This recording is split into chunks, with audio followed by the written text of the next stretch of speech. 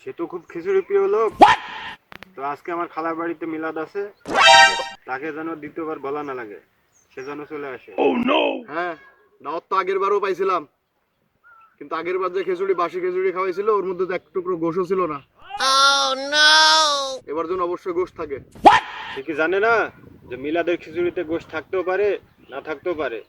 তাই নিয়ে তো বাড়াবাড়ি করার কি আছে? মিলাদের দাওয়াত তো আমার আরো এক জায়গায় পড়িছে, আমার তো ওইখানে উপস্থিত থাকতে হবে। তো ওইখানে তো জিলাপি দিবে, সেজন্য এটা মাথায় রাখে যে অবশ্যই যেন আমার খিচুড়িটা সে রেখে দেয়।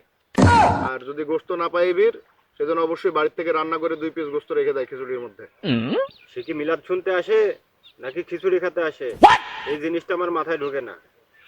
সে যাই হোক, সে যদি এরকম ঘাটতারামি করে, তাহলে খিচুড়ির মধ্যে গোশ যদি নাও থাকে, তাহলে আমার বাড়ির থেকে রান্না করে দেবনি, তাও যেন সে মিলাদে উপস্থিত হয়।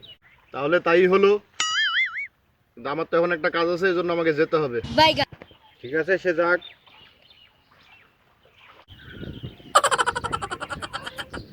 সে কি তার চোখ কপালে রাখছে নাকি? স্যান্ডেল রেখে চলে যাচ্ছে, সে কি এটা খেয়াল করে না?